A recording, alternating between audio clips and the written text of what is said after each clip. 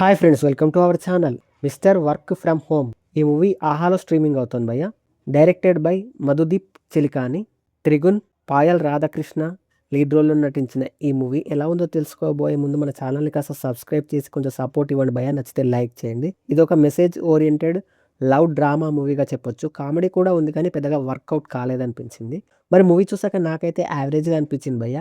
నేటి జనరేషన్ అమ్మాయిలు well settled job ఉన్న అబ్బాయిలను మాత్రమే చూస్ చేసుకుంటున్నారు.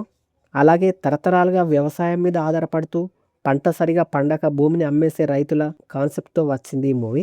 లవ్ ఇంకా వ్యవసాయాన్ని కనెక్ట్ చేస్తూ తీశారు ఈ మూవీని. కానీ మూవీలో కొన్ని చోట్ల పర్వాలేదనిపించిన, చాలా వరకు రొటీన్ మూవీ లాగే అనిపించింది భయ్య. లవ్ డ్రామానే ఎక్కువగా లాగదీసిన ఫీలింగ్ అయితే కలిగింది. అడల్ట్ కంటెంట్ ఏం లేదు, ఫ్యామిలీతో చూడొచ్చు. ముందుగా ప్లాట్ ఏంటో చూద్దాం. అరవింద్ ఓ మిడిల్ క్లాస్ అబ్బాయి. తండ్రి కష్టపడి చదివిస్తాడు. అలా చదువుకున్న అరవింద్ ఫారిన్లో జాబ్ చేస్తూ అది నచ్చక వ్యవసాయం చేద్దామని మళ్ళీ ఇండియాకి వస్తాడు.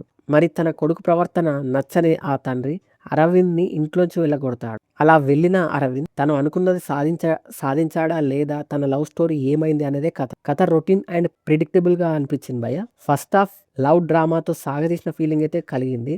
వ్యవసాయం అనే పాయింట్ ఉంది కానీ ఎక్కువగా లవ్ డ్రామానే చూపించారు.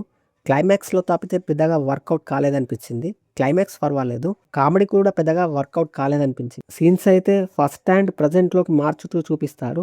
అవి కొద్దిగా కన్ఫ్యూజింగ్గా అనిపించాయి. వ్యవసాయాన్ని ఆధునిక టెక్నాలజీతో చేయడం కొంతవరకు బాగానే అనిపించింది. నటన పరంగా త్రిగుణ్ ఇంకా మిగిలిన వారందరూ బాగానే చేశారు. బ్యాక్గ్రౌండ్ మ్యూజిక్ ఇంకా సాంగ్స్ పర్వాలేదు.